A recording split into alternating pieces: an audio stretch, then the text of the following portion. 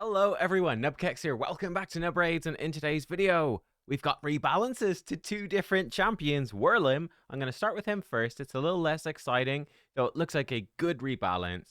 And then, very exciting, Ash'nar, Dragonsoul, the Orc Mythical, getting a really big buff, actually pretty substantial rework to how he's going to work, which is pretty cool. So yeah, let's take a look. Here we go. Wurlim, a Void Legendary. I feel like he's been buffed once, if not twice before. And he's getting buffed yet again. He's just never been relevant. He's never managed to have any sort of relevance whatsoever. I mean, I think he cropped up briefly as a decrease accuracy champion for Bommel, and then that became irrelevant pretty quick. So let's take a look. So Winds of Winter. I guess this is his A1.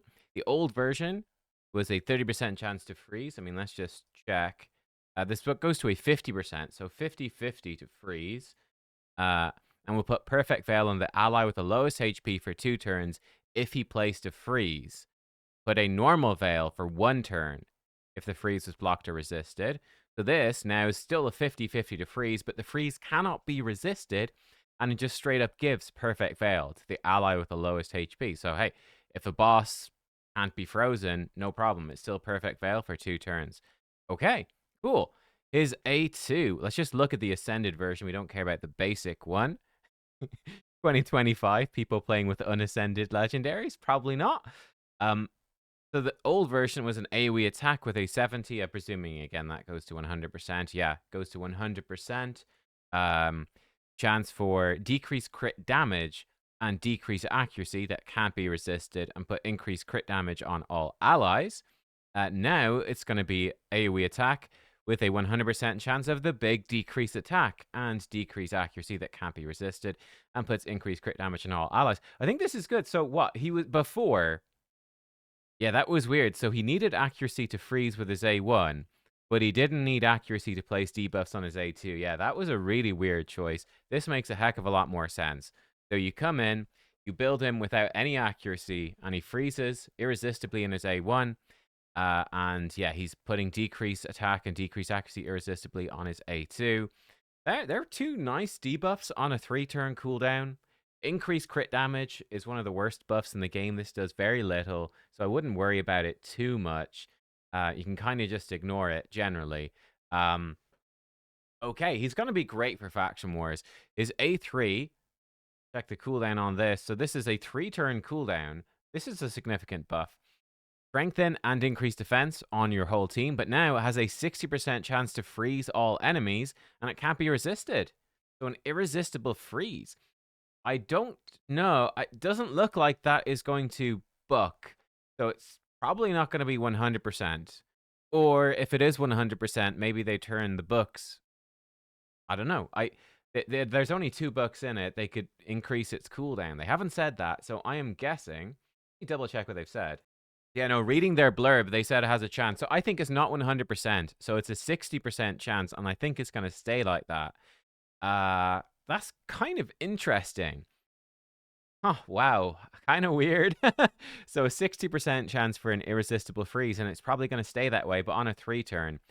I mean, he's got a couple of debuffs. He's a good champion, very good champ for protection, right? Strengthen, increased defense, increased crit damage, perfect veil, protecting all those buffs.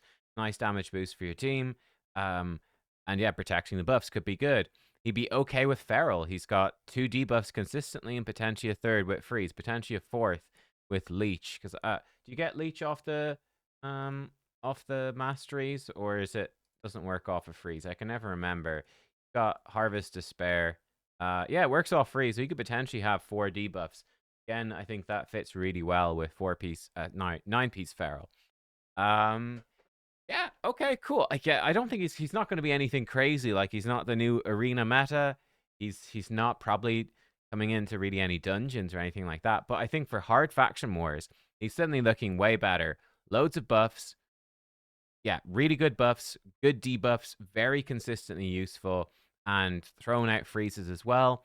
He's gone from a Doom Tower 40% defense aura to all battles 33% defense. Again, it's much more generally useful. So yeah, I think it's a nice buff for Wurlim. I mean, Wurlim is clearly never going to be the best champion in the game.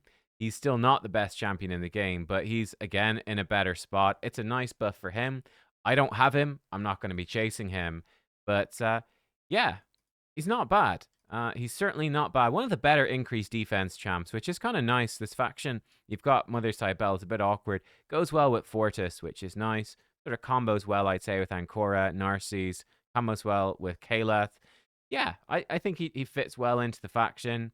Probably will go pretty well with Empress as well. Lots of CC between the two of those. By the way, I do have to say, haha, guess what? I have the fragments for Empress. He is locked in, but I'm going to wait for CVC. We might be going into a big personal reward fight, so I'm saving like everything I've got to just go crazy for personal rewards. We've got 4 legendaries, 4 legendaries that are new and the mythical. So I'm ready to burst some points for CVC. I think I've got enough books for Empress. I've got exactly how many books. But yeah, we'll see. Now, the other buff is much more exciting to me. So here we go, guys. Ash'nar Dragonsoul.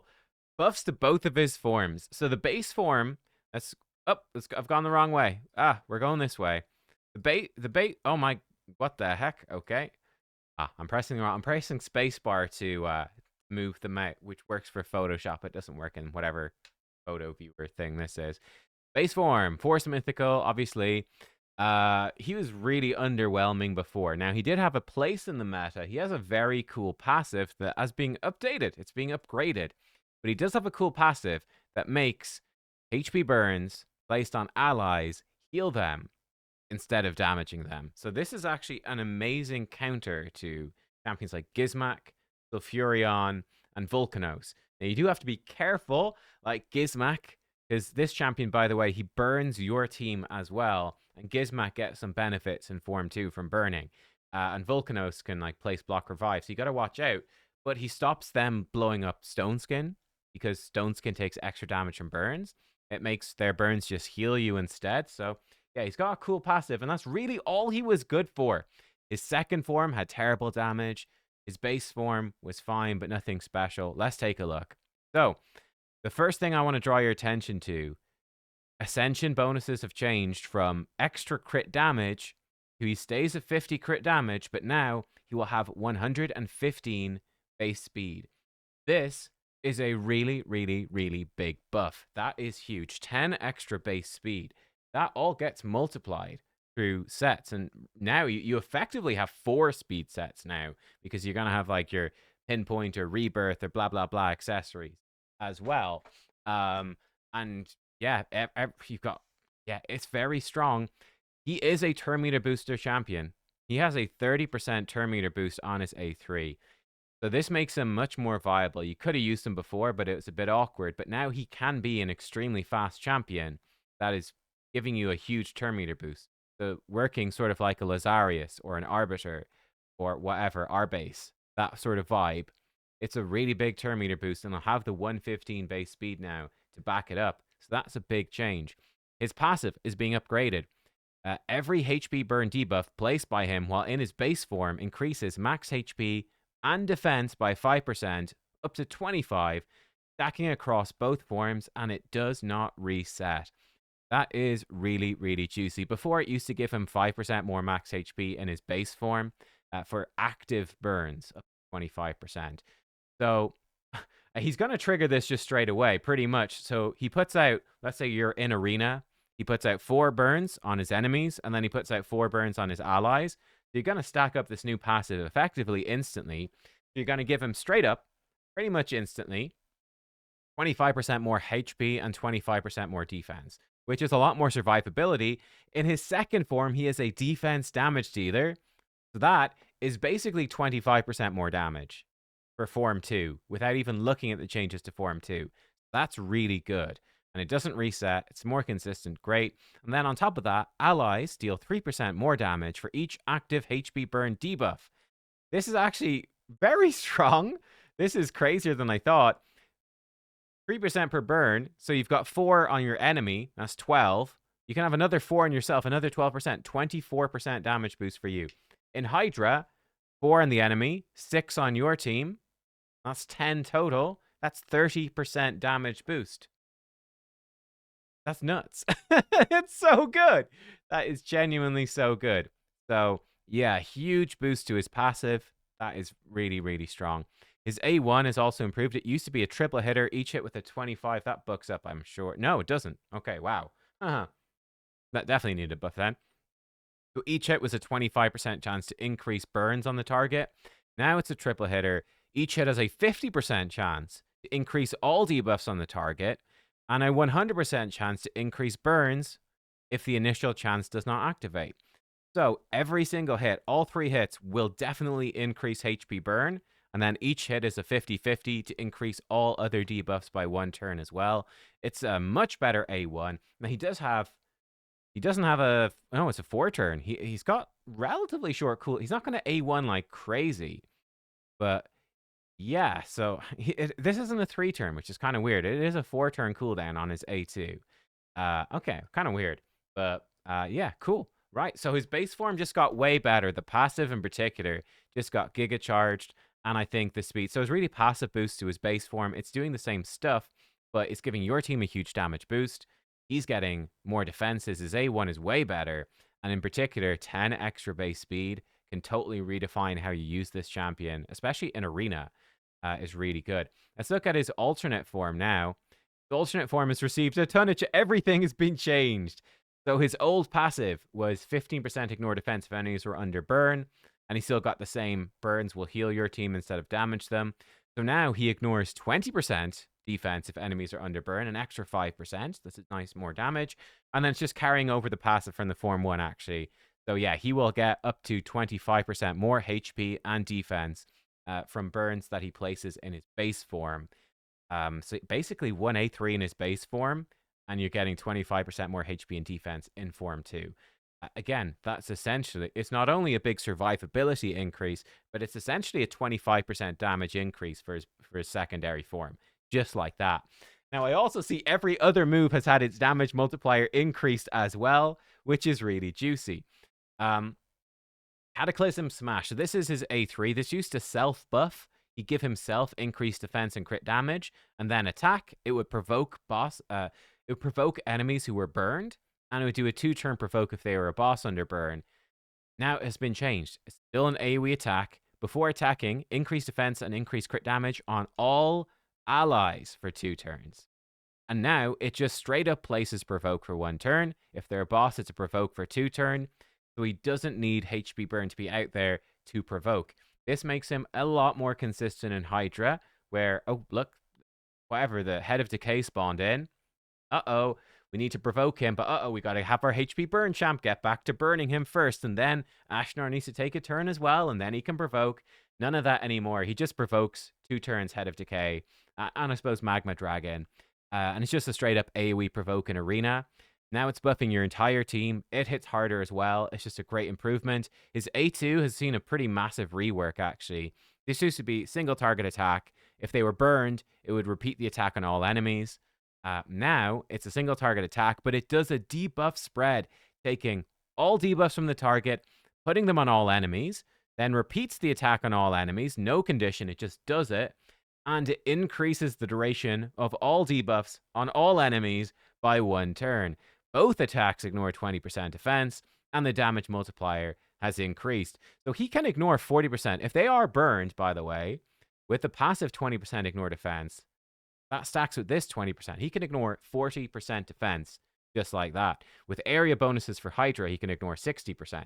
And then you give him like Merciless Cruel. You probably wouldn't, but if you did, he'd be ignoring 60%. An additional 40, so he'd be ignoring 100% at that point, which is spicy. But yeah, this move should smack.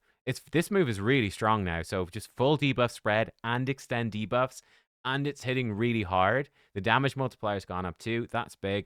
His A1 used to be a double hit. Each hit 35% chance to repeat if the target was burned. Now it's a double hit with a 25% to repeat. So the chance to repeat has gone down, but it's not dependent on burn. And each hit also has, each hit just places decreased defense for 2 turns, and the damage multiplier's gone up. So he just puts decreased defense. So that's going to really clap. Like if you put decreased defense on the first hit, and then you get a few repeats in there, it's going to shred some damage out there. So yeah, we put all this together for Ash'nar. This is a mega massive buff to this champion. I think this is actually really good. He doesn't look to me like he's crazy OP. Like I have to say, I think they went too far with the Siegfried buff. Like his A3 is just an obnoxious move. I'm gonna be honest. This looks to me really good. This looks really, really good. It does. He is, yeah, he's got a crazy passive now in his base form. The base speed. So you can build him, by the way, and I will test this on the test server, so stay tuned. You can build him like Lazarius style, which is a bit of damage, but loads of speed and accuracy. Because you're doing a whole bunch of cool support stuff in your base form, but then you can switch to form 2 and be a damage dealer. He can do that now. He can do that. Obviously, you build him in defense, not attack like Lazarius, but he can be that build because he's got 115 base speed, same as our buddy Laz does in Form 1. He's got the high base speed. He's got a turn meter boost. He's got a bunch of really cool passives as well, so he can do Form 1 stuff. And then buff up his defense over here, swap to Form 2. If your stats are low, no problem. He self-buffs increase defense, and he self-buffs increase crit damage. He can potentially be ignoring defense with his passives here as well, and really smack in Form 2. So I think it's going to be a totally different champion. For Hydra, he's debuff spreading and extending debuffs. He's placing decreased defense A1. He's way more consistent at provoking. Increased defense for your whole team as well. Yeah, he's pretty giga charged. And I mean, you could even have him flip between the two forms. Just keep flipping back and forth for Hydra, especially if you build him high speed. He'd probably be fast enough to do it and still maintain, because there's a 2-turn provoke on a 3-turn. He'd probably still keep that up. He's doing so much turn meter boosting in Form 1. He can probably just keep the head of Decay provoke just by himself most of the time. So yeah, needless to say, Ash'nar, I pulled a 6-star soul for him the other day. Now I'm very happy about it. I would actually really like to get an Ash'nar. Again, he's not one of those. He doesn't strike me as one of like the giga OP busted mythicals that are just kind of in like, alternate form nice in arena. Yeah, Siegfried base form, Galathea, like those are just kind of annoying. Honestly, they're a bit too strong. He doesn't seem like he's gonna be, annoyingly too strong, but he seems like he's gonna be just very solid. To me, this is like what a mythical buff should be. Both forms getting better, both forms working together, carving out a stronger niche, a stronger identity for each form. Yeah, I'm a huge fan. I think they've done a really good job here from what I can see. I think this looks great. This looks really, I mean, gosh, if you put him against a spider dungeon, how much damage is he going to give your team? It's going to be crazy, right? Yeah, crazy. So there you go. That is Ash'nar. Wurlim buff looking solid. I think Ash'nar will have a bit of an impact on the meta. I don't think he's going to be top tier in arena, but I think he's going to be pretty darn good. And Wurlim, again, he's not going to be top tier in arena or anything, but he's going to be pretty darn solid for faction wars. Obviously, for faction wars, Ash'nar is going to be disgustingly good now. He's going to be crazy. So yeah, 2 great changes in my opinion. Let me know what you think. Thank you for watching, and I'll see you next time. Goodbye.